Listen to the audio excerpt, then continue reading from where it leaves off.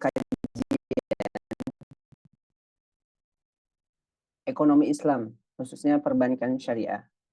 Karena ada juga beberapa orang yang menganggap bahwasanya saat ini tidak ada perbankan yang murni syariah gitu, sehingga kemudian mengharamkan apapun produknya, baik jangankan di bank konvensional, di bank syariah saja diharamkan seperti itu. Nah, terkait bank tentunya kita kemudian berpikir ketika ada bank itu pastilah ada namanya nasabah. Kemudian ada juga pihak yang namanya debitur dan juga kreditur. Biasanya seperti itu tuh. Kalau sudah ada bank, mau bank konvensional ataupun bank syariah, itu bagaimana pasti ada yang namanya kreditur dan debitur, karena ada nasabahnya tadi ya. Nah, lalu bagaimana sih tinjauan hukum Islam terhadap yang namanya hutang? Kalau hukum Islam tentunya guru-guru kita juga sudah sering kali menyampaikan bahwasanya hutang itu adalah sesuatu yang kewajibannya tidak bisa gugur gitu, meskipun si orang tersebut kemudian meninggal dunia, sampai hutang tersebut dibayarkan oleh si orang yang penghutang. Bahkan suatu ketika Nabi Muhammad SAW juga enggan untuk menyolatkan ya orang yang berhutang. Lalu kemudian apakah dengan peringatan-peringatan tersebut menjadi sebuah pengharaman terhadap hutang? Tentu tidak. Hutang itu dibolehkan karena prinsipnya ketika orang berhutang itu berarti orang tersebut membutuhkan bantuan.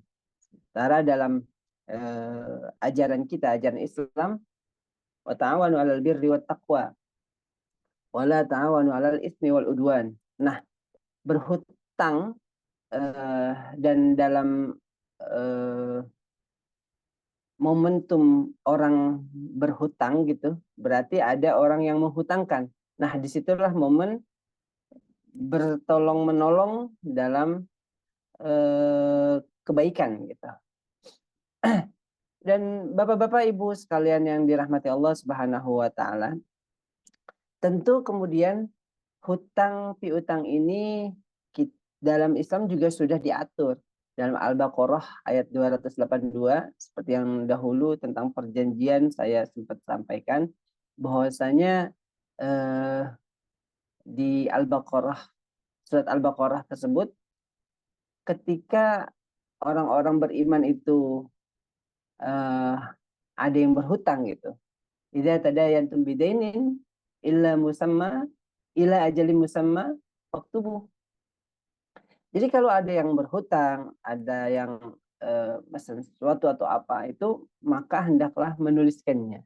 Nah, itulah lengkapnya semua permasalahan dalam kehidupan, aspek-aspek dalam kehidupan ini semuanya sudah diatur oleh Al-Quran dan Sunnah.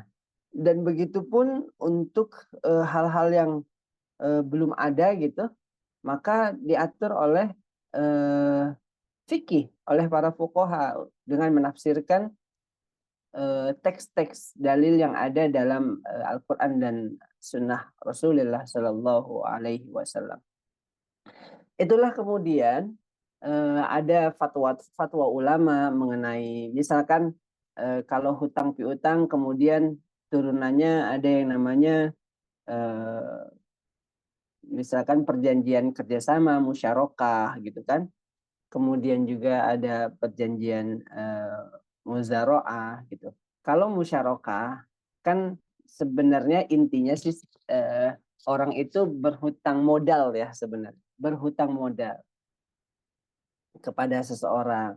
Cuma yang namanya musyarakah itu kemudian karena dijadikan kerjasama, akhirnya dalam Islam itu tidak boleh dihitung sebagai utang piutang, sebagai kerjasama.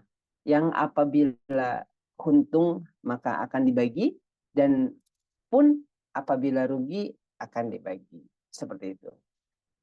Eh, kita lanjut berbicara hutang ke dalam perspektif hukum positif. Hutang piutang dalam perspektif hukum positif ini masuk ke dalam ranah hukum perdata.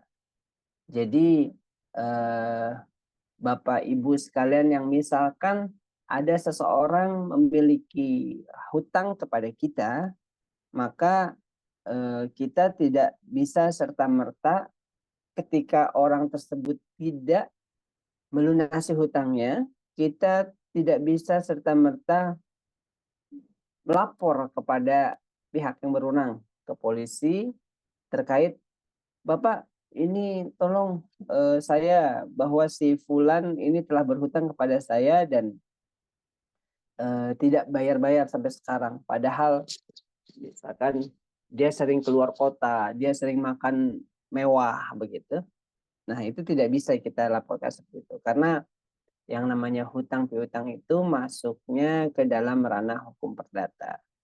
Kita hanya bisa mengajukannya ke pengadilan mengenai misalkan wan prestasi misalkan atau perbuatan melawan hukum tergantung perkaranya gitu ya. Lalu kemudian apakah sesuatu yang dasarnya hutang piutang itu benar-benar murni tidak bisa dijadikan perkara pidana? Nah ini tergantung dari apa ya, unsur-unsur awal yang menyebabkan terjadinya utang piutang. Misalkan gini, ada seseorang datang kepada kita, dia membujuk kita untuk memberikan sejumlah uang, gitu kan? Udahlah kasih saya uang 5 juta sekarang gitu, utang deh ngomongnya kayak gitu kan, utang deh nggak apa-apa, nanti seminggu lagi saya kasih, tadi kan 1 juta ya, seminggu lagi saya kasih 1.100.000 begitu misalkan. Nah kalau dalam hukum Islam sudah confirm ya ini masuknya riba gitu kan. Cuma kalau dalam hukum positif kita ngomongnya ya, hal tersebut kemudian dia tidak memberikan apa yang dia sampaikan, maka jangankan memberikan lebihnya, pokoknya saja dia tidak kembalikan. Maka hal awal yang menyebabkan itu semua kayak itu termasuk namanya bujuk rayu, sehingga orang tersebut terbawa oleh bujukannya, rayuannya, janjinya gitu, bahwasanya bisa menggandakan uang segala macam. Itu kan sebenarnya bujuk rayu tuh. Bujuk rayu seseorang bahwasanya bisa memberikan lebih dari uang yang diberikan. Nah, jika seperti itu maka masuk pidana. Tapi kalau misalkan tadi hutang piutangnya adalah hutang piutang murni, dicatatkan bahwasanya si A hutang, si B hutang gitu, maka dalam hukum positif hal tersebut murni menjadi bagian dari hukum perdata. Bapak Ibu sekalian yang dirahmati Allah Subhanahu wa taala, lalu kemudian bagaimana halnya ketika ada orang yang berhutang tapi dia niatnya memang untuk menghancurkan, gitu. Menghancurkan seseorang itu. Kayak misalkan gini, saya sempat diskusi dengan teman saya yang mengatakan tidak apa-apa berhutang kepada pinjol begitu, pinjaman online. Karena kita tahu secara hukum orang-orang pinjol itu, pengelola pinjol itu amat susah untuk kemudian mendaftarkan hal tersebut kerugiannya ke pengadilan gitu. Amat susah. Karena apa yang dilakukan pinjol sendiri sebenarnya sudah melawan hukum. Kayak misalkan mengambil bunga melebihi peraturan dari Bank Indonesia gitu. Itu tidak boleh seperti itu. Nah, teman saya itu bilang, oh nggak apa-apa, biarin, pinjol itu kan kebanyakan quote unquote bukan punya orang Muslim gitu. Biar kita hancurkan sekalian dana-dana mereka. Nah, hal tersebut kalau saya sih tidak begitu sepakat. Tidak begitu sepakat apa? Karena untuk menghancurkan kezaliman ya sebenarnya kan tidak boleh memakai cara-cara yang zalim. Jadi seolah-olah nih kalau kita analogikan, kita melawan dukun tapi dengan meminjam dukun lain atau meminjam jin lain seperti itu. Padahal dukun itu kan pakainya jin atau setan. Kenapa tidak kita memakai Allah gitu kan? Kita berdoa kepada Allah Subhanahu wa taala. Nah, analogi sederhananya seperti itu. Kalau saya tetap yang namanya hutang, mau kita hutang ke orang Yahudi, mau kita hutang ke orang apa namanya? Eh, orang orang koruptor gitu kan. Yang namanya hutang tetap menjadi hutang. Sampai kapanpun hutang tersebut akan ditagih gitu dan akan dimintakan pertanggungan jawabnya seperti itu. Jadi kita kemungkinan orang-orang di sekitar kita bahkan kita juga mungkin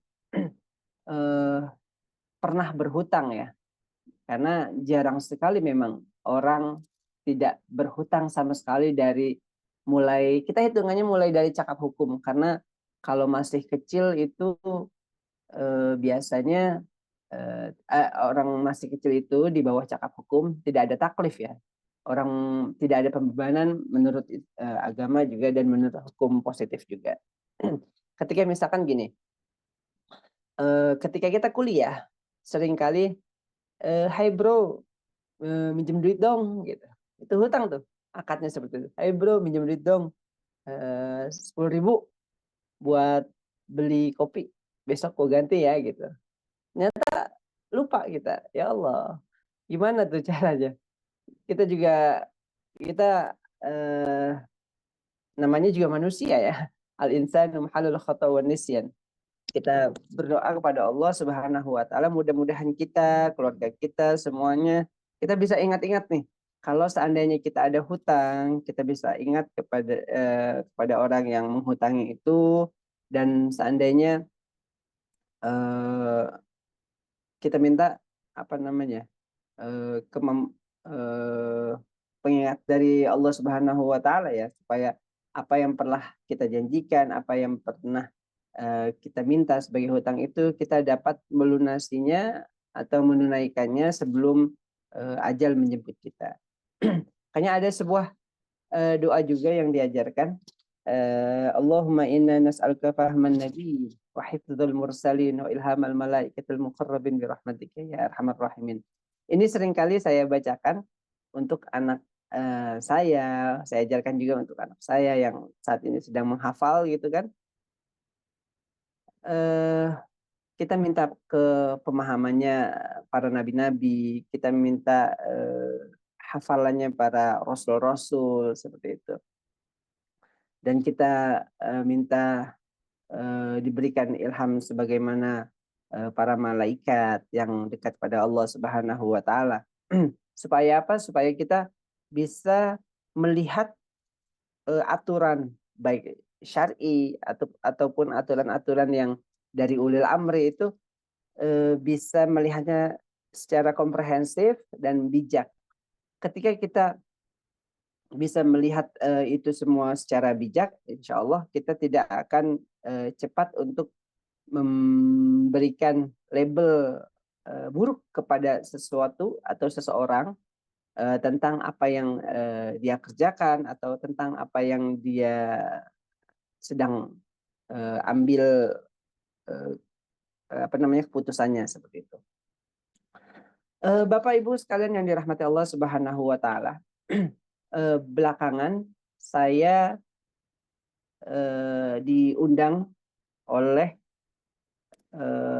salah satu bank syariah di Indonesia. Saya tidak bisa sebutkan nama entitas perusahaannya. Bilang Di aja situ BSI nggak apa-apa. kenapa Ustaz Selo? Bilang aja BSI nggak apa-apa, Ustaz. Aman kok. Enggak. Endorse. Eh, belum bisa bilang, nggak bisa. eh, itu yang bilang Ustaz Selo ya, bukan saya. Walaupun gak ada mukanya tuh, nggak kelihatan mukanya tuh. Yang kelihatan mukanya saya nih Ustaz Selo. Dan di situ ada akad ya, ada sebuah akad. Akadnya ini nih salah satu kasus. Akadnya musyarakah. Musyarakahnya kemudian ada namanya musyarakah mutanakisah. Insya Allah nanti bisa dibahas sama Ustadz Afwan, Ustadz siapa namanya? Ustaz Ahmad. Iya Ustadz Ahmad ya. Insya Allah bisa dibahas mengenai akad-akad dalam perbankan syariah.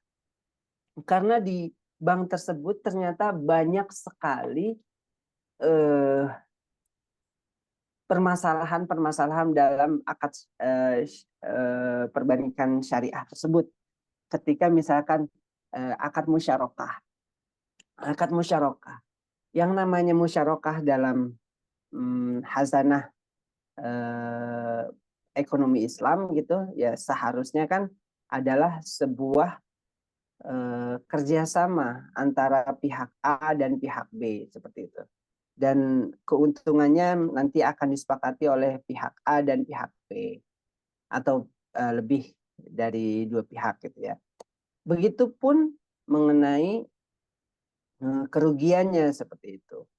Nah, disitulah saya melihat ketika membuat akad yang notabene kemungkin ya orang legalnya itu orang legal di perbankan syariah tersebut bukan berdasarkan atau memiliki kapabilitas mengenai ekonomi Islam, hukum ekonomi Islam seperti itu. Mereka hanya memiliki kapabilitas mengenai hukum perdata. Jadi yang dicatatkan adalah mengenai akad-akad perjanjian biasa gitu, yang biasa terjadi gitu. Tidak namanya aja nih musyarakah, tapi kemudian di dalamnya, masya Allah, menzolimi nasabah sebenarnya.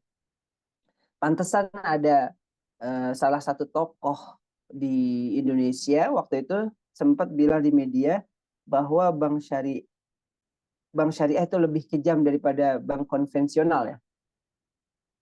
Teman-teman sudah tahu juga tokohnya siapa.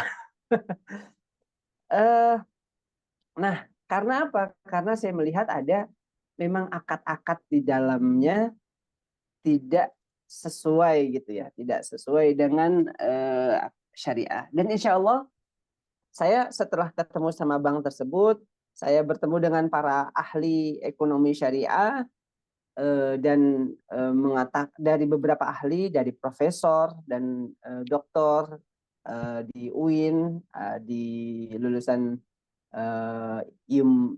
International Islamic University Malaysia gitu. Saya bertemu dan eh, bulat tuh bahwasanya sebenarnya bank tersebut salah gitu menetapkan apa namanya menetapkan anasir-anasir atau klausul-klausul dalam perjanjian musyarakahnya. Namanya sih betul, akad-akad apa namanya, pasal-pasal di awal betul lah. Tapi ketika sampai kepada apa namanya, adanya kewajiban atau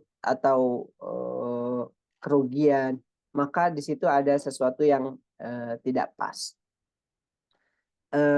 Saat ini saya sedang melanjutkan perkara tersebut di Pengadilan Agama Jakarta Selatan, di mana sebetulnya kalau hitungan kami secara syariah gitu, secara ekonomi syariah, klien kami yang sudah menyetorkan 38 miliar, seharusnya klien kami cuma menyetorkan 20 sekian miliar lah. 20-an miliar lah, 25 atau berapa saya lupa jelasnya gitu. Akan tetapi bank tersebut tidak mau mengembalikan dengan alasan ini kan di perjanjian seperti ini begitu. Padahal kita sudah jelaskan bahwasanya ini adalah akad musyarakah, bukan akad utang piutang begitu. Underlying-nya juga tidak jelas di akad tersebut, dan insya Allah mohon doanya teman-teman sekalian, Bapak Ibu sekalian, bahwa kita mengajukan perkara syariah ini di Pengadilan Agama mudah-mudahan bisa dilihat murni dengan kacamata hukum Islam gitu. Kalau dengan kacamata hukum Islam, insya Allah klien saya menang tuh. Cuma kalau di combine gitu dengan kacamata hukum positif yang kemudian berdalilkan dengan akad yang ditandatangani, karena akad yang ditandatangani apapun isinya itu sudah menjadi undang-undang bagi para pihak begitu kan, selama akad tersebut memenuhi syarat di pasal 1754 KUH Perdata. Pertama, adanya kesepakatan, kemudian para pihaknya memiliki kecakapan hukum, dan selanjutnya klausa yang halal gitu kan. Selama itu maka itu berpihak mengikat kepada kedua belah pihak. Baik, Bapak Ibu sekalian yang dirahmati Allah Subhanahu wa taala. Lalu yang tadi saya katakan di awal, apakah kemudian akad-akad, perjanjian-perjanjian, hutang piutang segala macam maaf, itu tidak bisa menjadi sebuah ranah pidana? Jawabannya adalah tergantung kepada awal akad tersebut dibuat gitu, hutang piutang itu dibuat. Nah, contoh lanjutnya, kalau tadi saya katakan ada bujuk rayu, contoh selanjutnya adalah salah satu perkara yang saya tangani juga. Jadi ada hutang piutang ceritanya. Hutang piutang itu dicatatkan di bank. Akan tetapi ternyata si konsumen ini memalsukan identitas pribadinya gitu. Seperti misalkan identitas KTP-nya, identitas kartu keluarganya, seperti itu. Sehingga kemudian setelah terjadi masalah kredit macet gitu, ketika apa namanya, dimintakan kembali utang-utangnya agak sulit gitu, dan ditemui bahwasanya lampiran-lampiran itu banyak yang palsu. Nah, hal tersebut bisa masuk ke dalam ranah pidana, memakai keterangan palsu ke dalam akta autentik gitu, di pasal 266 ya. Dan itu jangan tidak main-main, hukumannya 7 tahun penjara gitu. Nah, Bapak Ibu sekalian yang dirahmati Allah Subhanahu wa taala, saya ingin di ujung pembahasan ini juga saya ingin berpesan kepada Bapak Ibu sekalian bahwa ketika kita ingin berhutang begitu, jangan sampai kita memakai sesuatu yang zolim. Zolim itu artinya kan gelap ya, zulmun. Zulmun itu artinya gelap sebenarnya. Sesuatu yang gelap artinya tidak ketahuan tuh ujungnya seperti apa dan bakalan bisa mengecewakan di akhirnya gitu karena tidak tahu ujungnya kan, namanya zulmun, namanya juga zolim gitu kan. Jangan pakai sesuatu yang zolim, misalkan bujuk rayu atau keterangan palsu, atau misalnya kita hanya ingin mencairkan demi mencairkan kur ya. Kur itu kredit untuk rakyat atau apa ya? Saya lupa. Kur gitu yang amat sangat mudah misalkan melalui kader-kader tertentu. Kita bilangnya mau usaha membuat rumah makan misalkan, warung lah, warung kecil gitu, kedai-kedai kecil gitu. Padahal sebenarnya tidak, kita hanya ingin mencairkan duit tersebut. Nah itu tidak boleh juga. Jadi yang namanya hutang tergantung dengan kebutuhan. Kebutuhannya misalkan kebutuhan modal, ya silahkan berhutang untuk modal kerja tersebut. Jangan sampai kita memakai alasan A tapi dipakainya untuk alasan B. Itu yang karena sesuatu yang diawali dengan tidak baik, sesuatu yang diawali dengan kegelapan, maka akan sangat mungkin akhirnya akan menjadi sesuatu yang tidak baik juga hasilnya dan menjadi sesuatu yang mengecewakan di akhirnya, seperti itu.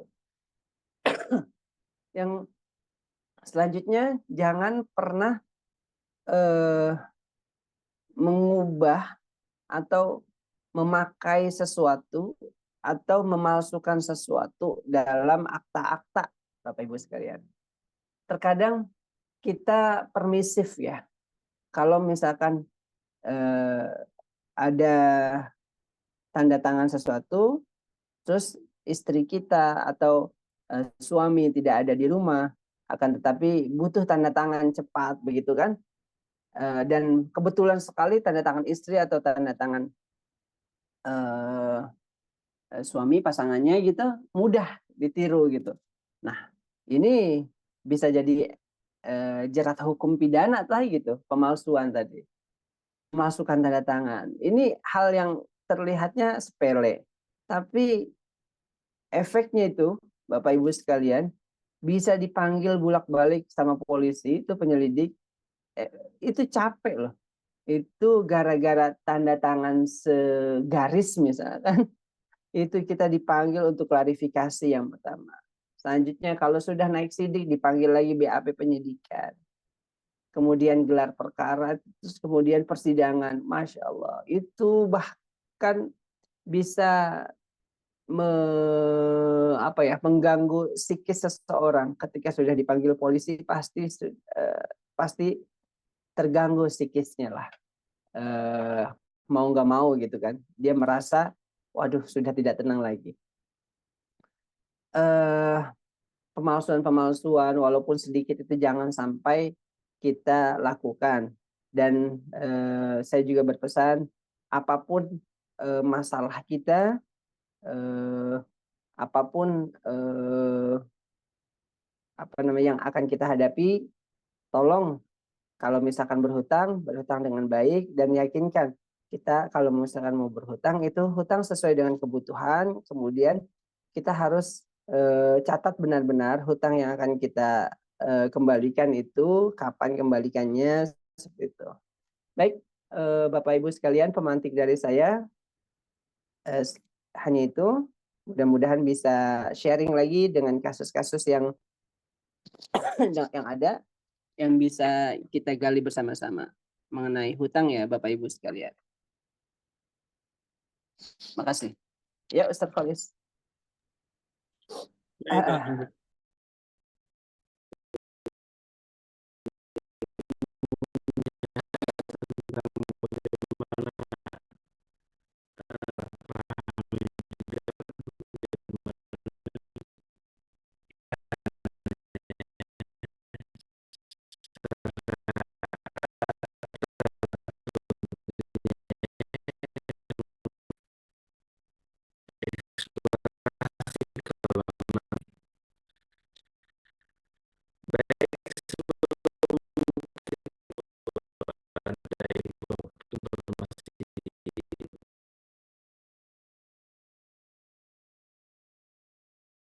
أعوذ بالله من الشيطان الرجيم.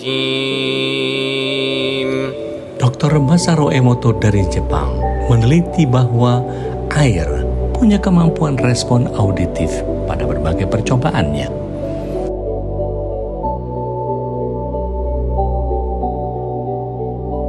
Kini hadir garam Zamira Ruqyah untuk Anda, agar hidup Anda lebih bermakna. Bismillahirrahmanirrahim. Oh Nuna Premium Palm Sugar diolah secara alami dan tradisional dengan memanfaatkan kemurniannya. Kami persembahkan untuk Anda yang mencintai kesehatan dengan indeks glikemik 35 lebih rendah dari gula pasir. Mari semangat sehat bersama Oh Nuna.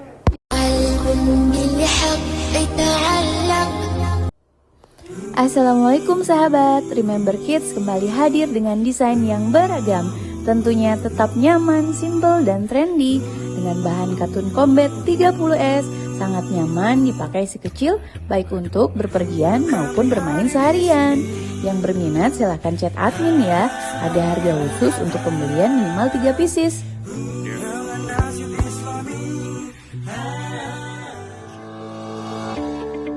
PMP 812 dibuat dengan bahan-bahan segar pilihan, dilengkapi dengan kuah cuko khas Palembang, sungguh menambah kekayaan rasanya. Segera diorder, dijamin ketagihan.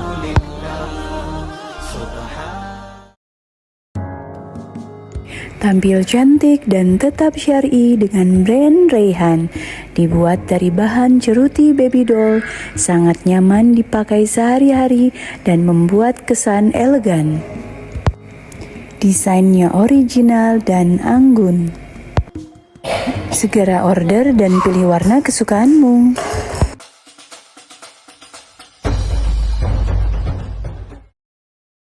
Dapur Sundari Muarakuang menyediakan bermacam kuliner khas Palembang di kota Bandung.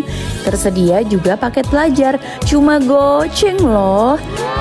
Paketan vakum juga melimpah, cocok deh buat yang mau jualan lagi. Aneka produk bisa dicek di website Tokopedia dan lainnya, hanya di PMP Palembang 7 Saudara.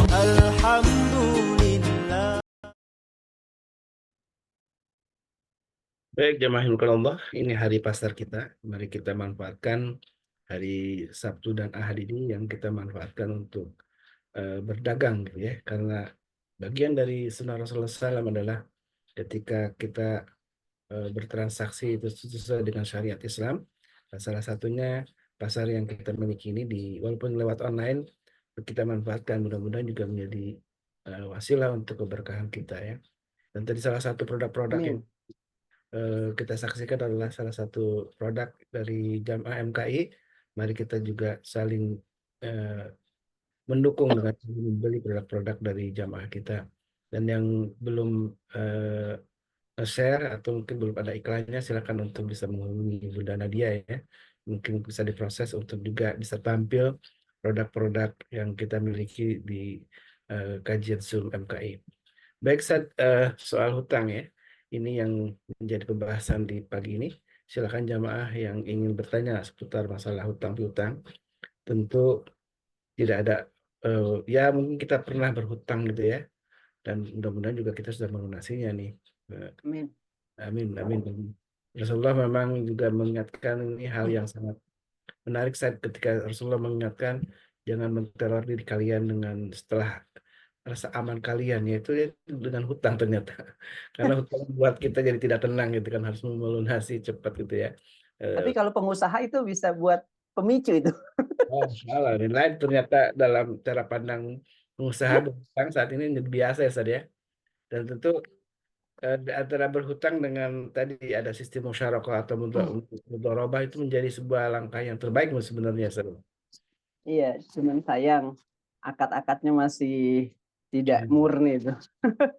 Sayang. Padahal fatwa DSN-nya sudah jelas di panduan OJK-nya juga udah jelas, supaya memang ada pembeda antara perbankan syariah dengan perbankan konvensional. Akan tetapi sepertinya perbankan syariah kita ada beberapa ya, saya tidak bisa nyebut semuanya, masih belum pede gitu menerapkan hukum Islam atau ekonomi Islam lah dalam perbankan syariah. Biasanya memang bank tidak mau menanggung risiko ya, tidak pengennya untung tapi tidak mau rugi nih. Padahal dalam konteks musyarakah itu memang harus sama-sama ya, Sir, ya. Artinya Iya, harus. sama untung sama rugi gitu ya. Iya, harus sama-sama mendapatkan keduanya itu tuh. Yang kalau untung dapat untung, rugi dapat rugi. Makanya kan permasalahannya ada di man behind the gun ya. Jadi biasanya nih orang-orang perbankan ini yang dia tidak mungkin dia tahu secara teori ya. Cuma memang dia tidak mau gitu untuk menjalankan itu gitu. Misalkan gini, kalau ada musyarakah gitu Ustaz, musyarakah, ada orang mau mengajukan musyarakah nih, kerjasama dengan bank. Bang, saya ngajuin proposal pembiayaan musyarakah nih, line facility untuk musyarakah. Apa kegiatannya? Saya mau buka restoran, kan seperti itu ya. Di mana? Di Jakarta Selatan misal. Kan dimintakan tuh kelayakan usahanya, proposal kelayakan usahanya. Nah, kalau misalkan minjam 1 miliar, kira-kira dengan jualan nasi kebuli gitu misalkan, atau nasi Arab gitu di Jakarta Selatan, kira-kira 1 miliar ini akan kembali modal kapan? Terus kemungkinan untungnya berapa persen seperti itu.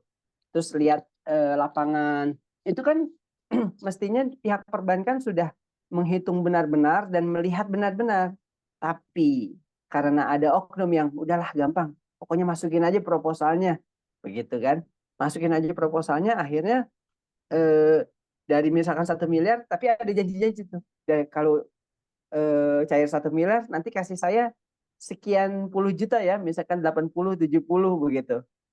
Kan orang pihak-pihak oknumnya ini yang jadi masalah tuh. Hal tersebut bukan rahasia lagi sebenarnya. Buat pengusaha ini menjadi sebuah hal yang diwajarkan menurut mereka. Padahal tidak boleh seperti itu. Mudah-mudahan kita semua yang ada di sini nih, yang punya ghirah, mau berusaha secara prinsip-prinsip muamalah syariah gitu, mudah-mudahan bisa menghindar dari hal-hal tersebut seperti itu. Berani gitu. Kalau emang Allah nilai layak usaha kita mendapatkan pinjaman, ya kita pasti dikasih pinjaman. Tapi kalau misalkan tidak dikasih, dibilang tidak layak, ya jangan kemudian oke lah gampang saya kasih duit deh gitu. Kalau misalkan bisa begitu, gitu. Jangan. Oke. Ada yang ingin bertanya nih di chat tadi, sudah ada yang resen ya. Pertama Budian, silakan dari Bekasi. Ya, terima kasih Ustadz Holis. Bismillahirrahmanirrahim. Assalamualaikum warahmatullahi wabarakatuh. Waalaikumsalam. Mohon izin bertanya. Saya tuh pernah beli gayung di tukang jualan yang lewat, yang pakai mobil gitu, yang barang-barang perlengkapan keluarga. Waktu itu uang saya tuh 100.000, dia nggak punya kembaliannya. Terus dia bilang gampang Bu, besok aja katanya gitu. Terus saya bilang tapi besok kalau lewat sini ketuk rumah saya ya Pak gitu, supaya ingetin saya kalau umpama saya lupa atau apa gitu. Tapi sampai sekarang orangnya itu nggak pernah ngehubungin saya. Terus kalau setiap ada orang yang jualan itu, saya juga mukanya juga lupa gitu. Setiap ada orang yang jualan itu, jadi saya suka ngeliatin ini orangnya yang waktu itu saya utang atau bukan gitu.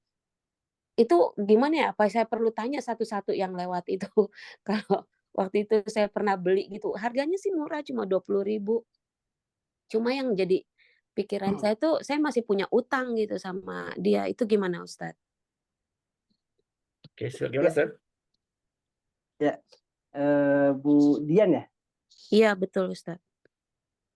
Bu Dian, alhamdulillah nih, Bu Dian termasuk orang yang resah dengan utang yang kita miliki gitu kan. Jangankan ratusan ribu, jutaan, apalagi miliaran gitu. 20.000 aja kita pusing gitu ya. Mudah-mudahan itu bisa dipertahankan keresahan itu, Bu, supaya bisa menjadi pengingat buat kita. Baik, yang saya mau sampaikan gini, yang namanya utang itu kan termasuk ke dalam hakul adami ya.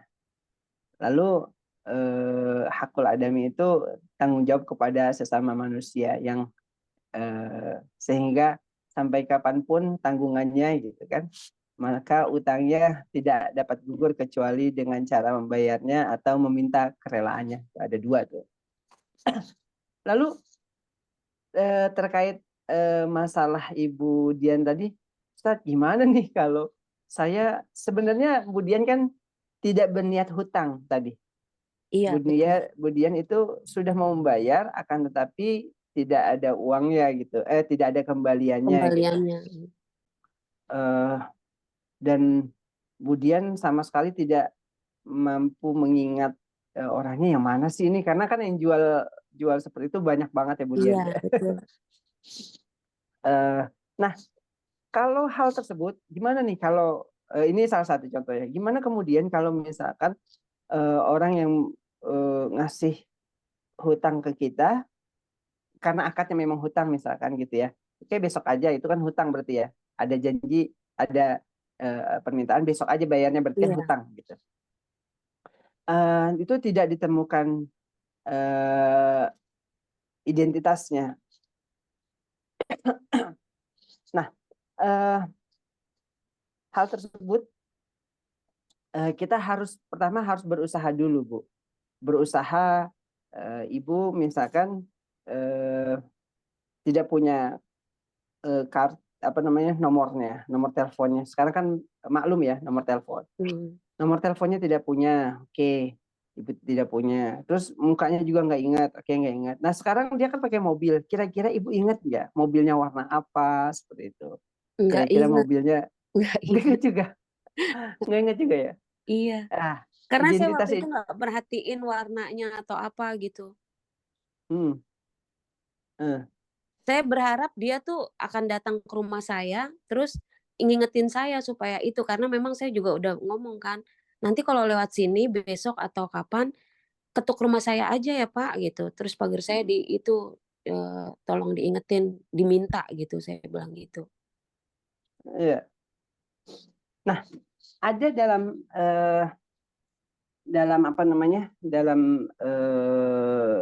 hasanah keilmuan gitu ya, dalam pendapat-pendapat ulama fikih, bahwasanya ketika hal tersebut kita berhutang kepada satu orang gitu ya, kemudian jangankan dikenal gitu, kadang-kadang jangankan tidak dikenal, kadang-kadang kita berhutang sama orang yang kita kenal saja, misalkan tetangga, tiba-tiba besok dia sudah tidak ada di situ gitu, karena ngontrak atau apa, dia sudah pindah dan tidak kembali gitu kan. Nah, kita bingung bagaimana caranya. Nah, ini dalam hal ini ada pendapat ulama yang bahwasanya titipkan saja ke Baitul Mal. Masalahnya sekarang kita tidak ada Baitul Mal misalkan. Baitul Mal tidak ada secara lembaga ya, Baitul Mal yang kelembagaan seperti zaman dulu, Baitul Mal wa Tamwil seperti zaman dahulu, yang ada perkumpulan-perkumpulan berbentuk namanya Baitul Mal gitu kan. Nah, kita bisa kemudian menyedekahkan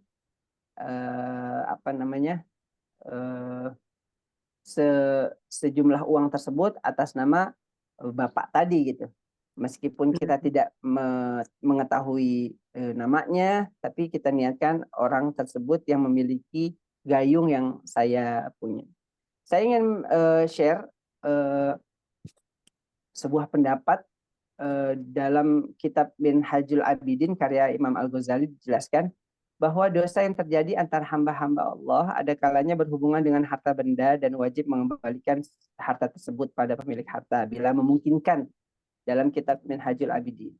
Namun jika tidak mampu membayar karena fakir, maka ia harus meminta kehalalan atau kerelaan akan hutangnya. Nah, ini biasanya ketika ada jenazah dimaklumatkan gitu ya, diumumkan bahwa ketika ada yang misalkan jenazah almarhum atau almarhumah memiliki utang piutang, tolong segera disampaikan kepada ahli warisnya. Kita melihat ketika ahli warisnya memang tidak punya apa-apa, maka kemudian kita sebagai muslim ketika kita punya kita yang di pihak punya piutang, maka kita relakan saja gitu. Kalau kita melihat keluarganya memang tidak punya apa-apa gitu, ahli warisnya tidak punya apa-apa. Kemudian kalau kita di pihak yang ahli warisnya dan seandainya memang kita tidak memiliki kemampuan, ya kita meminta kerelaan seseorang tersebut. Atau kalau tidak rela, kita minta utangnya itu diwakilkan kemudian menjadi punya hutang saya dan saya berjanji dalam jangka waktu tertentu untuk mengembalikan. Dan tadi kalau misalkan bila tidak mampu meminta kehalalan atau kerelaan karena pemilik harta tidak diketahui keberadaannya nih di dalam kitab Minhajul Abidin itu, atau karena si pemilik piutang itu meninggal dunia dan kita tidak tahu, maka tapi kita masih memiliki uang gitu. Nah, kita disuruh bersedekah dengan atas namanya tadi, Bu. Dengan atas orang yang memiliki piutang tersebut. Dan selanjutnya kalau misalkan kita tidak mampu bersedekah, maka perbanyaklah berbuat kebajikan. Tuh dalam Islam ya, banyak banget solusi-solusinya. Kembalikan segalanya pada Allah. Allah Maha tahu, Bu. Allah Maha tahu, rendahkan diri kita di hadapannya nih dalam kitab, agar kelak di hari kiamat Allah ridho tentang beban tanggungan harta yang kita miliki atau yang belum terlunaskan. Ini dalam Minhajul Abidin itu dalam sebuah hasyiah, artinya kitab Minhajul Abidin ini dikutip lagi atau dibikin sebuah buku lagi, dibikin sebuah kitab lagi berjudul Hasyiah Al-Jamal ala Syarhil Manhaj, itu yang dikarang oleh Syekh Sulaiman Al-Jamal.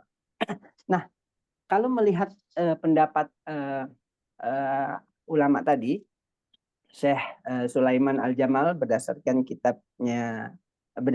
pendapat Imam Al-Ghazali dalam Minhajul Abidin, bahwa orang yang berhutang kepada seseorang, ada yang pertama dia seseorang yang harus membayarnya ya. Ini ngomongin hutang, harus membayarnya. Yang kedua, gimana kalau misalkan orang tersebut tidak ada atau tidak diketahui keberadaannya atau mungkin telah meninggal dunia juga gitu kan? Dan meninggal dunia dan tidak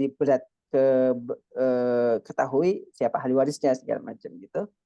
Maka hal yang pertama adalah dia kan tadi sudah cari tapi nggak ketemu. Yang kedua adalah dia minta kehalalan. Misalkan orang yang meninggal dunia berarti ada ahli warisnya. Kalau misalkan dimintakan kehalalan atau kerelaan terhadap hutang tersebut tidak bisa, maka bersedekahlah. Nah, bersedekah ini baiknya memang ke tempat-tempat yang sudah confirm gitu ya. Jangan kemudian kita, ya Allah, di kotak amal yang kita tidak tahu juga bagaimana segala macam, tapi lebih baik sih di sebuah UPZ gitu kan, unit pengelolaan zakat atau sedekah yang bisa berakad dengan kita gitu. Bahwasanya Bapak gitu, kita bisa berkomunikasi dua arah.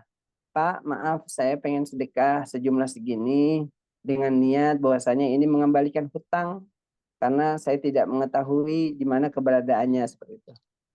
Begitu. Kita akadnya seperti itu untuk membayar hutangnya. Seperti itu, Bu.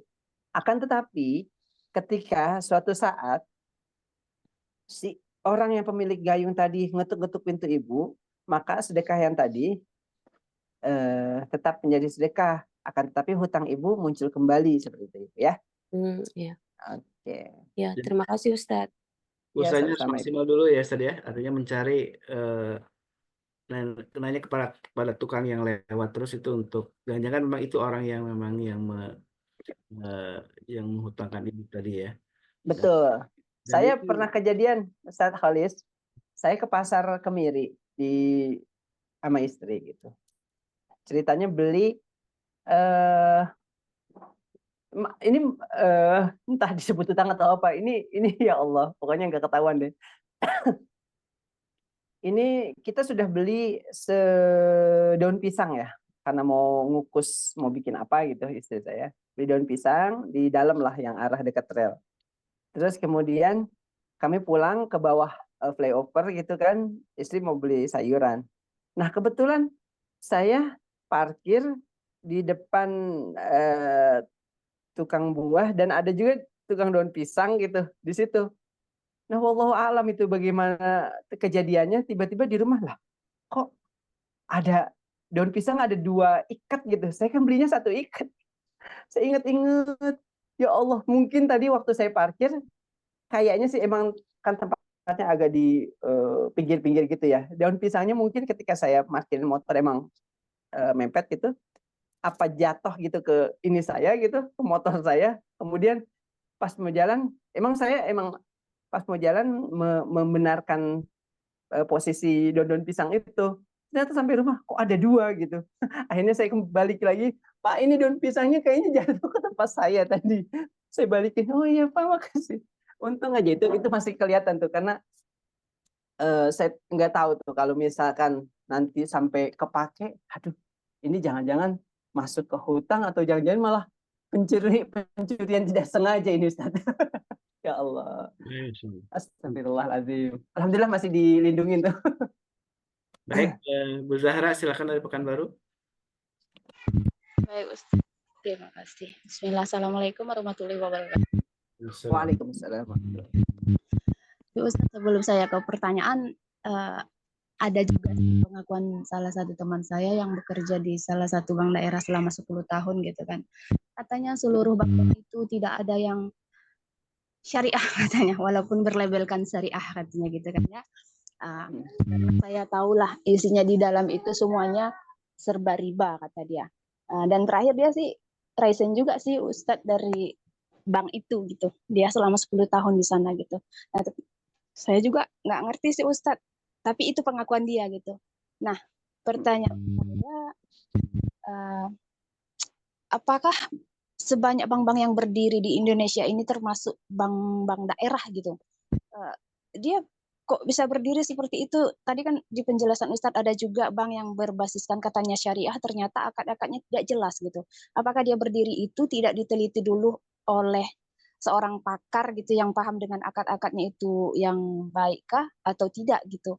Kok dia bisa banyak berdiri di Indonesia gitu Ustadz? Nah yang kedua, katanya orang yang ke bank itu jika sudah meninggal utangnya dianggap lunas atau hangus katanya gitu. Sementara utang wajib dibayar. Nah itu seperti apa Ustadz? Karena jujur saya tidak pernah berurusan dengan bank gitu. Syukron. Baik, makasih Bu. Yang kedua gimana?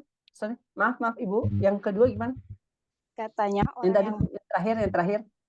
Ya, katanya orang yang berhutang ke bank jika meninggal utangnya dianggap lunas atau hangus katanya. Apakah itu benar Ustadz gitu?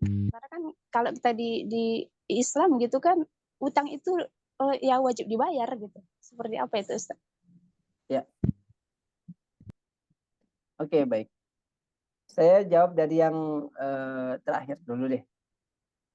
Jadi gini, ada pilihan ketika misalkan di perbankan seseorang itu kan berhutang ya. Kalau perbankan konvensional memang setahu saya seperti itu Bu. Orang yang berhutang selama dia ada ada proteksi dari syariah, ada proteksi dari asuransi, maka asuransinya ini bisa mengcover hutangnya seperti itu. Nah, itu nanti jadi bahasan tersendiri. Karena apa? Saat ini sudah berkembang dalam muamalah syariah ada juga namanya asuransi syariah gitu. yang jadi masalah, yang jadi konteks sesuai syariah atau tidak itu kan sebenarnya hanya di akad gitu ya, hanya di akadnya saja. Ketika akadnya benar-benar mengikuti prinsip-prinsip syariah, maka insya Allah itu syariah begitu. Terlepas dari perjalanan menuju akad tersebut. Nah, yang tahu kan hanya kedua belah pihak.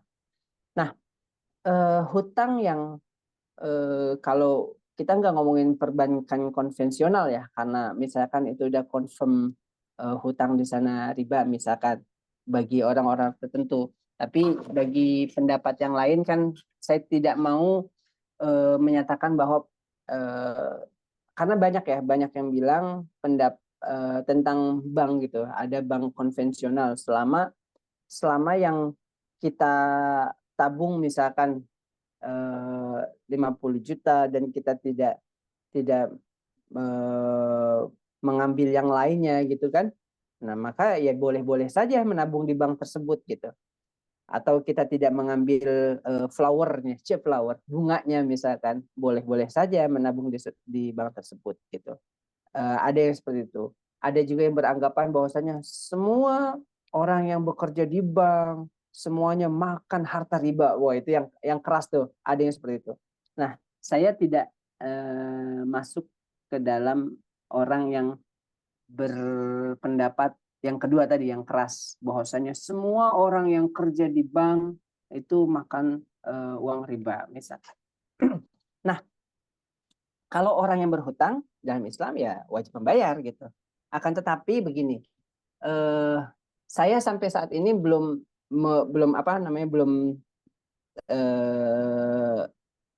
melihat nih ada asuransi syariah yang memproteksi dari pinjam meminjam di perbankan syariah atau tidak gitu.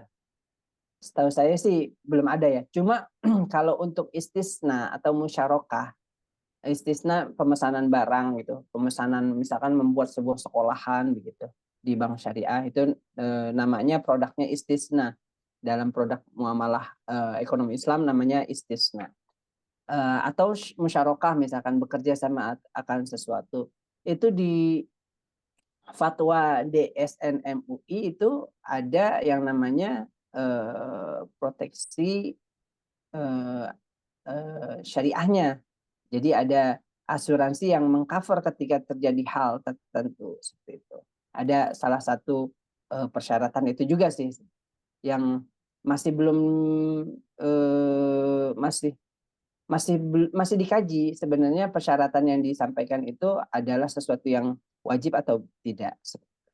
Nah, kalau kemudian kita ngomongnya kalau hutang itu wajib dibayar, ya sudah, memang bayar. Itu kan dalam Islam. Misalkan dalam perbankan, terus gimana? Boleh nggak? Boleh kok kita bayar, tetap bayar boleh kok. Gitu. Itu hanya fasilitas gitu. Fasilitas fasilitas akad. Jadi begini, pentingnya kita belajar. Ketika misalkan kita di perbankan syariah, kita hutang piutang, terus ditawarkan nanti gini Bu, ikut asuransi aja, nanti kalau misalkan meninggal jadi sudah bebas hutangnya. Kalau kita memiliki prinsip enggak, saya harus bayar hutang gitu, jangan ambil fasilitas itu gitu, mau di perbankan syariah ataupun di perbankan konvensional. Karena kayak misalkan di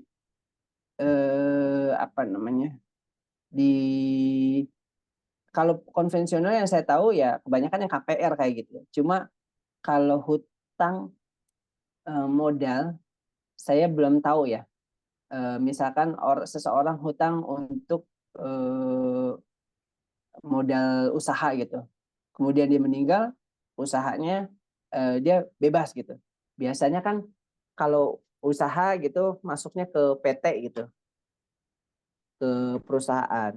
Atau kalau misalkan usaha kecil-kecil gitu, UKM yang pribadi, dia meninggal bisa bebas hutangnya.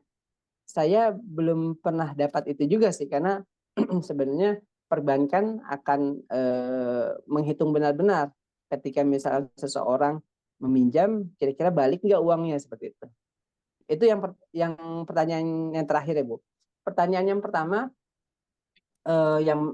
bahwa ada temannya ibu gitu mengatakan kalau ini udah mengeneralisir nih, saya tidak setuju sih. Semua perbankan syariah itu tidak ada yang tidak ada yang murni syariah. Saya tidak sepakat dengan hal itu, Bu. Kalau kemudian kata-kata itu dipakai, sangat menyayangkan dengan ghirah umat Islam yang sedang ingin menciptakan pembanding gitu dari bank konvensional. Kita sebenarnya sebagai Muslim ya harus mendukung gitu, mendukung bank syariah dengan cara apa ya? Kita menjadi nasabahnya gitu kan. Karena yang pertama gini, uang yang kita setor ke perbankan syariah yang kemudian menjadi modal, dan itu amat sangat dimungkinkan digunakan untuk permodalan yang halal gitu. Beda halnya ketika misalkan kita menyetor sejumlah uang besar gitu, uang mengendap. Kalau uang jalan sih nggak apa-apa ya gitu, uang jalan nggak apa-apa, misalkan uang gajian gitu terus kita ambil untuk kebutuhan itu nggak apa-apa. Tapi misalkan kita punya uang 100 juta gitu, kita setorkan ke bank konvensional ABC gitu misalkan. Nah, itu bisa dimungkinkan uang kita diputar untuk permodalan sesuatu yang tidak halal gitu. Misalkan usaha yang misalkan restoran restoran makanan babi misalkan kayak gitu. Bisa jadi seperti itu. Nah, kalau di perbankan syariah tidak. Justru ini dalam rangka kita ghirah, semangat kita untuk menumbuhkan perbandingan antara perbankan syariah dan perbankan konvensional. Seperti itu. Dan setahu saya sih tidak semua yang perbankan, apalagi yang perbankan syariah tuh pakai akad yang plek ketiplek, akad-akad perjanjian konvensional gitu, cuma diubah namanya aja. Kalau permodalan misalkan musyarakah gitu, enggak kayak gitu. Ada kok beberapa bank yang memiliki akad-akad yang bagus seperti itu. Karena setiap bank syariah sejatinya punya dewan pengawas syariah. Nah, tinggal bagaimana dewan pengawas syariah itu bekerja seperti itu. Dan bahkan saya punya ex narasumber saya di Sumeneb punya namanya BMT, Bank Baitul Mal wa Tamwil. Dan dia waktu itu saya jadikan pahlawan untuk Indonesia di salah satu di televisi yang tempat saya bekerja sama Ustadz Selo bekerja. Itu kita punya program namanya Pahlawan Indonesia dan dia salah satunya itu dari Sumeneb. Nah, dia bikin Baitul Mal wa Tamwil itu mulai dari kecil gitu, modal 10 juta. Dia ke pasar, Bu, daripada minjem ke rentenir, mendingan minjem ke saya nih 1 juta gitu. Akadnya tetap 1 juta. Kemudian dia di akhir dia memberikan sedekah. Nah, itu modal-modal itu kemudian saat ini sudah ratusan miliar kalau nggak salah asetnya gitu. Karena ya itu pakai murni syariah juga tuh akad-akadnya. Jadi ada kok di beberapa lembaga-lembaga BPR syariah yang akadnya murni syariah seperti itu. Begitu, Bu. Mudah-mudahan bisa menjawab. Baik, kalau setahu saya juga memang untuk KPR BSI kalau nggak salah ya, Ustaz, ya, juga memang ada yang klausul mengcover kalau meninggal si yang pinjam itu, Ustaz, ya.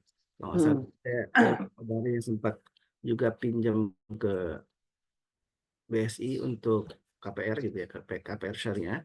Salah satu klausulnya itu adalah ketika meninggal maka jadi utangnya itu dianggap sudah dibebaskan gitu.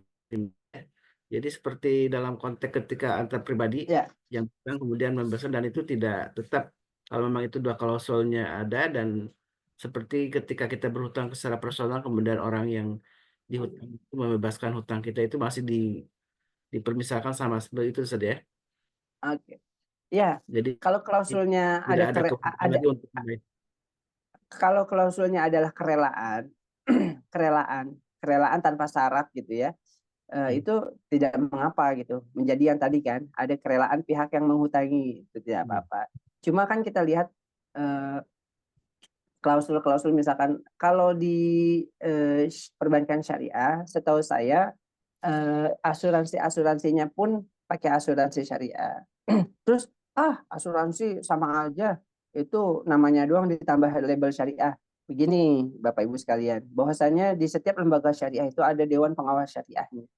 Dewan pengawas syariahnya itulah yang kemudian bertanggung jawab.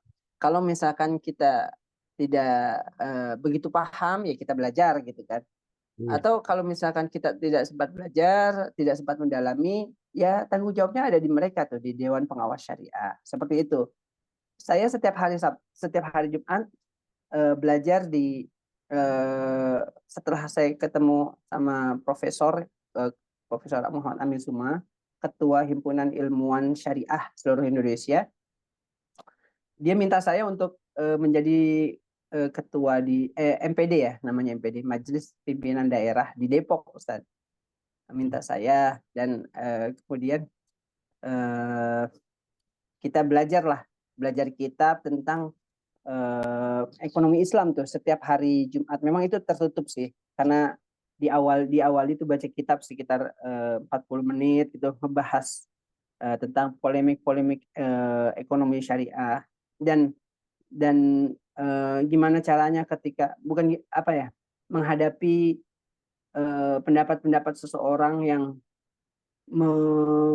meribakan semua, jangankan konvensional, yang perbankan syariah aja diribakan gitu, semuanya dibikin riba gitu.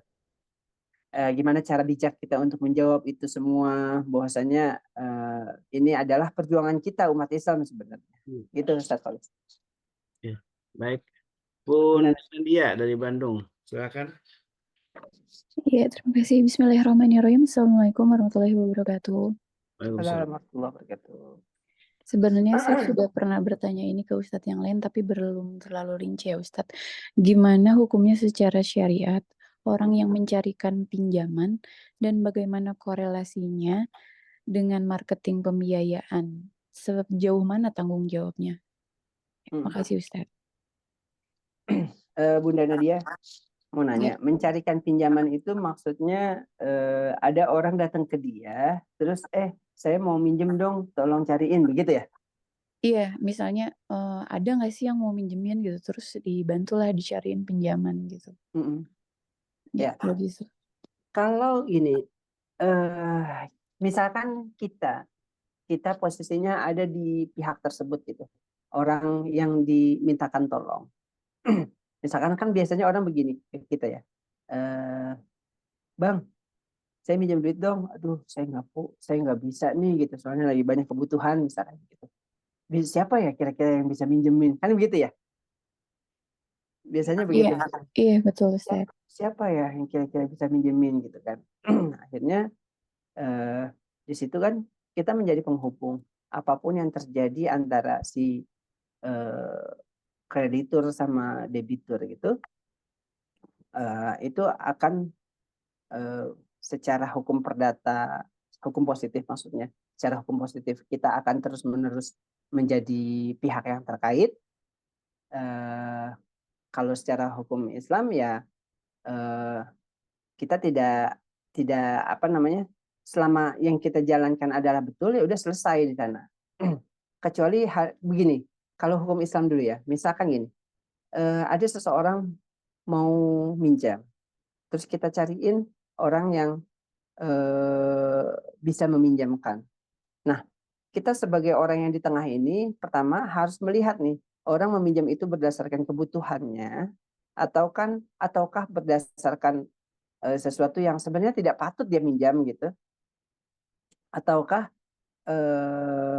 memang untuk sesuatu yang halal, yang patut buat dia pinjam gitu. Kita harus cari tahu juga. Jangan sampai ketika ada orang mau minjem, emang lu mau minjem berapa? 100 juta. Yaudah deh gue cariin. Jangan langsung begitu. Kita harus tahu juga. Jangan sampai kita meminjamkan seseorang atau memberikan jalan ke seseorang buat sesuatu keburukan gitu. Bisa jadi ada seseorang mau minjem duit 100 juta tapi untuk sesuatu yang tidak halal gitu. Misalkan untuk membeli barang gelap misalkan. Beli mobil mobil misalkan mobil Pajero tapi tidak ada surat-suratnya begitu. Nah, itu kan masih gelap tuh. Masih syubhat. Nah, kan nggak boleh tuh. Nah, kita nggak boleh kayak gitu. Kalau misalkan ada orang minta tolong kayak gitu, nah dia bilang, ini anak saya gitu mau masuk masuk sekolah, harus bayaran besok ujian, masih utang 2 juta misalkan kayak gitu. Nah, itu setelah terkonfirmasi, nah ketika kita bisa mencarikan pinjaman ke orang lain, maka kita masuk ke dalam prinsip menolong seseorang, menolong sesama tuh. Maka kita dapat imbal kebaikan lah di sana. Kalau bahasa agamanya pahala insya Allah gitu kan. Tapi ketika di awal saja kita sudah tidak mempedulikan, terserah lu duitnya mau apa, ya udah gue cariin aja. Duit pinjamannya buat apa, ya udah gue cariin ke orang yang meminjamkan begitu bahasa kasarnya. Nah, di awal saja sudah salah gitu secara syariah. Terus kemudian kalau misalkan awalnya benar, maka yang jadi hubungan adalah si peminjam dan pemberi pinjaman gitu kan. Itu orang tersebut. Nah, secara syariah ya ini sudah tidak ada urusannya lagi nih yang tengah-tengah.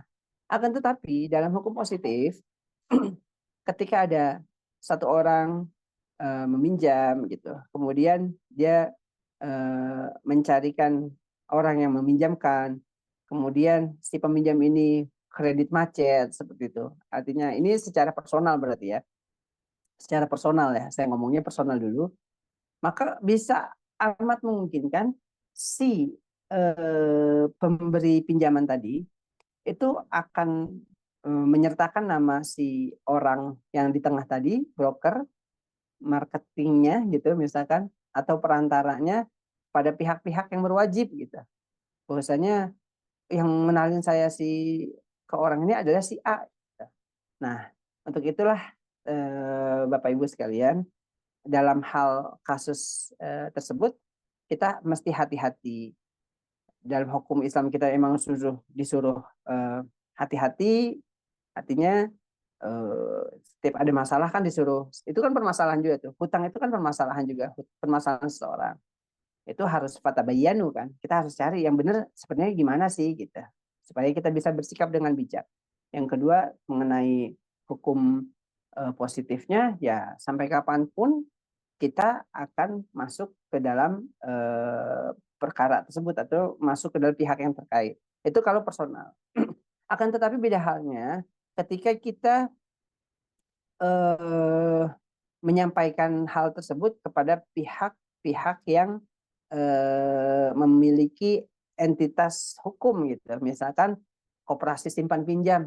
Ya udah ke koperasi simpan pinjam saja gitu. Nih ada teman saya gitu. Selama orang tersebut kemudian kita kenalkan dengan koperasi simpan pinjam dan orang yang meminjam tadi bisa mengeluarkan syarat-syarat sesuai dengan ketentuan yang berlaku, maka ya sudah Bapak Ibu sekalian ya sudah selesai gitu. Tugasnya di situ tidak akan terikut ke proses apapun lagi gitu yang lain. Begitu Bunda Nadia dari Bandung. Dan kalau ada orang yang minta bantuan untuk pinjaman untuk melunasi hutang-hutang riba itu gimana saja hukumnya saja? Nah, ini ada kasus. Ada orang yang ingin melunasi hutang-hutang riba, dipinjamin gitu ini yang meminjamkan uang untuk melunasi hutang-hutang riba itu apakah dianggap sebagai sebuah kebaikan atau gimana saja? Karena itu kan pasti akan membayar bunganya dan lain sebagainya. Jadi begini, biasanya orang yang melunaskan sebuah pinjaman di perbankan gitu, kalau orang-orang yang mengerti hukum, maka dia bisa menyampaikan ke bank tersebut bahwasanya kami ingin melunasi. Otomatis kan kita ketika dilunasi sekarang gitu, kan hutangnya masih 10 tahun. Bunga-bunga yang berjalan 10 tahun itu kan tidak ada tuh, tidak terbayar. Nanti bahasanya jadi bukan bahasa bunga yang dibayarkan tiap tahun. Ribanya kan yang di bunganya itu kan, yang bunganya itu. Tapi bunganya itu dihilangkan, dijadikan penalti. Penaltinya memang tidak sebesar bunga yang berjalan selama 10 tahun gitu. Maka hal tersebut dibolehkan saja gitu. Karena pertama kan dianggap menjadi solusi gitu. Menjadi solusi daripada orang membayar bunga selama 10 tahun, mendingan ya sudah saya bantuin nih untuk melunasi sekian pokoknya ditambah penalti gitu. Karena penalti itu kan udah menjadi ketentuan perbankan gitu ya. Itu seperti itu. Nah, terkait pelunasan itu ada kasus juga, Ustadz Kholis. Ada sebuah lembaga yang menamakan dirinya anti riba gitu. Pokoknya adalah saya sudah dapatkan surat-suratnya gitu. Ternyata orang yang mengadu ke saya ini ditipu sama lembaga anti riba itu.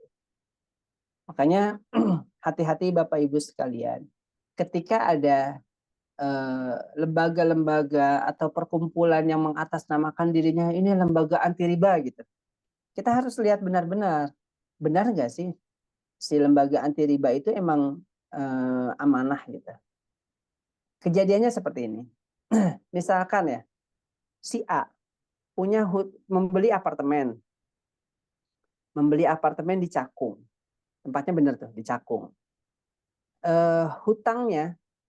Hutang pokok sekaligus hutang ribanya itu, karena kemarin pas COVID dia juga tidak bisa membayar gitu, kan kemudian menjadi tunggakan-tunggakan.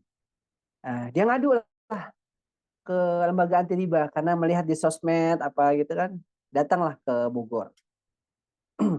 Dihitung, kemudian tunggakannya adalah 50 juta misalkan. Tunggakan selama COVID 50 juta. Terus hutangnya semuanya yang lain 100 juta. Berarti kan 150 juta. Gitu ya. Nah, kalau enggak itu kan mau dilelang katanya. Akhirnya si lembaga ini cuma bersurat ke perbankan bahwasanya minta penundaan dengan trik-trik hukum lah. Akhirnya benar ditunda. Akan tetapi ternyata si lembaga anti riba oknum ini ya, oknum, saya katakan oknum, enggak semuanya. Oknum ini di salah satu lembaga anti riba, dia memiliki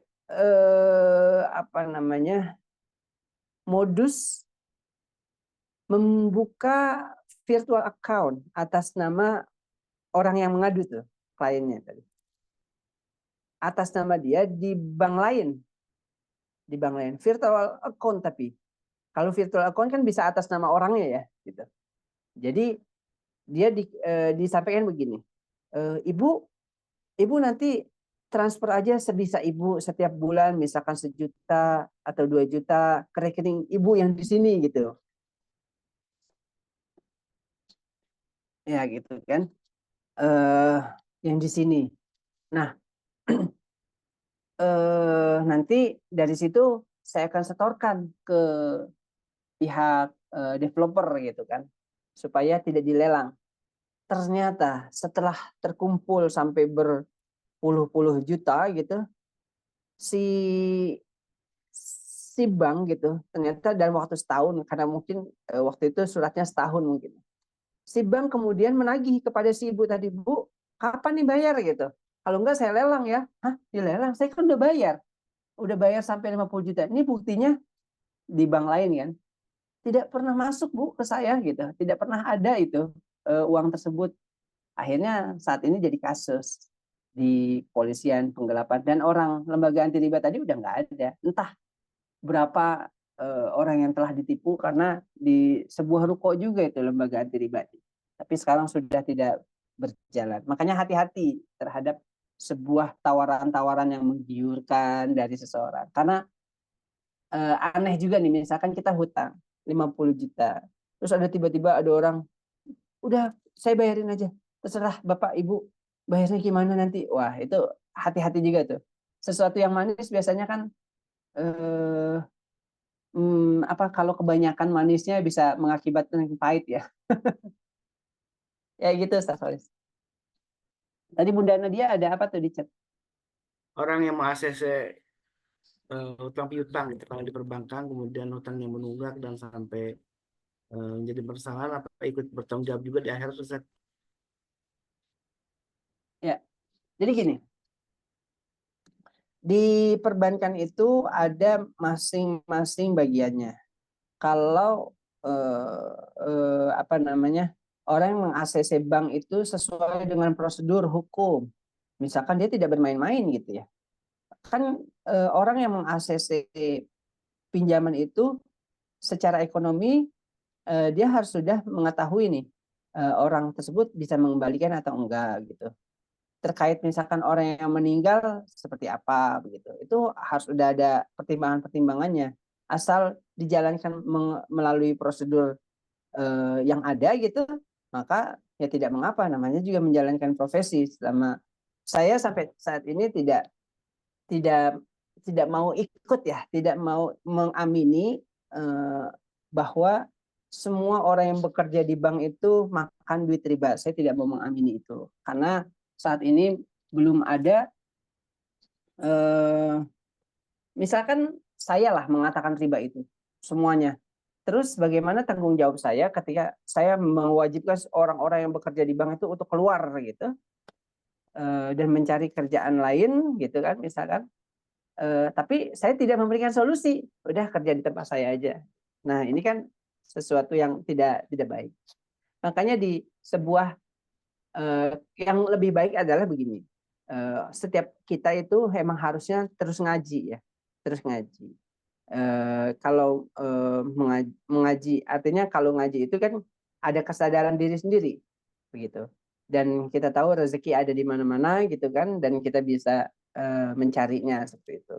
Jangan kemudian kita langsung menjudge seseorang, menjustifikasi seseorang yang bekerja di sebuah lembaga tertentu, tapi kita tidak memberikan solusi seperti itu. Jadi menurut saya kalau orang tersebut memberikan ACC pinjaman tapi sesuai prosedurnya, ya itu menjalankan profesi. Karena di bank itu kan ada juga namanya SAM ya, Asset Management. S-nya staff ya, staff asset management atau apa gitu, saya lupa. Ada bagian itu. Terus ada juga bagian pinjaman gitu kan, yang bertugas meneliti benar nggak sih si orang ini adalah orang meminjam dan kira-kira kemampuan bayarnya seperti apa. Karena sejatinya bank itu emang tidak boleh rugi kan seharusnya, karena dia mengelola keuangan, gitu. Mengelola uang yang ditempatkan di perbankan. Jadi tidak boleh rugi memang. Nah, gimana caranya tidak boleh rugi? Ya dia harus hati-hati. Lah, terus gimana? Kok sekarang banyak kredit macet? Ya karena ketidakhati-hatiannya. Makanya banyak oknum dan oknum di perbankan itu tidak akan pernah habis sampai kiamat nanti. Ya namanya juga keburukan. Keburukan itu pasti ada tempatnya. Orang buruk itu ada di tempat yang buruk dan di tempat yang baik.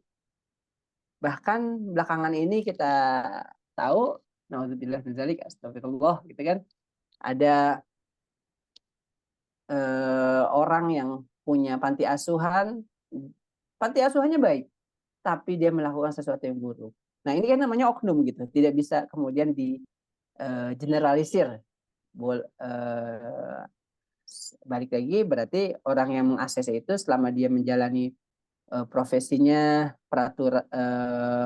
sesuai gitu, maka ya sudah, itu menjadi tanggung jawab profesi seperti itu Bu Mundan. Baik, Ustaz. Alhamdulillah syukurlah sudah sangat lewat nih, sudah jam 7. Kita nggak terasa ya, pembahasan tentang Bang ini memang tentang hutang piutang ini memang sangat kompleks ya. Itu tadi ada beberapa perspektif yang disampaikan oleh Ustaz Saifullah dari hukum Islam maupun hukum positif ya, dan benar-benar jadi sebuah masukan, sebuah pengetahuan penting bagi kita sehingga kita mampu untuk bisa menyikapi tentang hutang piutang ini. Jangan sampai kita terjebak dalam hutang, karena Rasulullah sudah menyatakan bahwa bahkan orang syahid pun disebutkan dalam sabda Nabi yang mulia akan diampuni dosanya, kecuali soal hutang gitu ya. Ini ada sangat penting sekali soal hutang ini, dan mari kita jangan sampai menjadi orang-orang yang sangat suka dengan berhutang gitu ya. Kecuali hutang dalam artian kalau untuk bisnis mendingan konsep mudharabah musyarakah dalam Islam gitu ya. Dan sahibul mal bisa dalam bentuk tidak hanya dalam bentuk lembaga, ada beberapa personal yang justru maka mungkin lebih enak ya kita secara personal sebagai sahibul mal, kemudian kita punya keahlian untuk menjalankan usaha itu sebuah kerjasama yang harus saling percaya, tapi tetap harus ada legalitasnya, artinya paktubuhu ya, dalam Al-Quran disebutkan dalam surat Al-Baqarah tadi yang juga disampaikan oleh Ustaz Saifullah. Maka hutang piutang itu ataupun apapun kerjasama ini jangan sampai hanya lisan, nanti akan yang berakibat lebih buruk lagi, tapi harus ditulis baik itu hutang atau kerjasama sehingga jelas hubungannya, perjanjiannya dengan orang lain gitu ya. Baik, ya mahimkan Allah, mudah-mudahan kita semua terbebas, dan ada doanya juga tadi yang sudah disampaikan oleh Ustaz Saifullah, doa untuk kita terbebas dari hutang gitu ya, dan itu menjadi salah satu zikir pagi juga yang biasa kita bacakan, yang sampai kita terbelenggu dengan hutang sehingga hidup kita menjadi susah. Karena itulah mari kita sama-sama memaknai harta yang kita miliki adalah harta yang berkah, dengan salah satunya dengan lebih banyak berbagi gitu ya, dengan bersedekah. Mudah-mudahan itu juga jadi wasilah atau jalan bagi kita untuk menghindari berbagai macam keburukan dari harta kita. Baik, jazakallah khair Ustaz atas semua ilmu dan nasihatnya. Mudah-mudahan kita kembali berjumpa di bulan depan ya, kita dengan tema-tema lebih menarik lagi. Nah, kalau ada hal yang tentu ingin ditanyakan langsung bisa sharing juga di grup. Insyaallah Ustaz Saifullah tetap nomor ini oh enggak ya, dan tetap istilahnya menjawab beberapa hal penting yang mungkin ingin disampaikan. Mudah-mudahan nanti juga beberapa pertanyaan yang dikelola di grup, apalagi ini berkaitan dengan usaha gitu ya, nanti insya Allah akan difasilitasi juga dan nanti akan diangkat, dimuat juga di webnya MKI insya Allah. Baik, kita tutup dengan doa kafaratul majlis. Subhanakallahumma wa bihamdika asyhadu an la ilaha illa anta astaghfiruka wa atubu ilaik. Alhamdulillah hadana wa iyyakum. Wassalamualaikum warahmatullahi wabarakatuh. اللهم ارحمنا بالقرآن واجعله لنا إماما ونورا وهدى ورحمة. اللهم ذكرنا منه ما نسينا وعلمنا منه ما جهلنا وارزقنا تلاوته آناء الليل وأطراف النهار واجعله لنا حجة يا رب العالمين.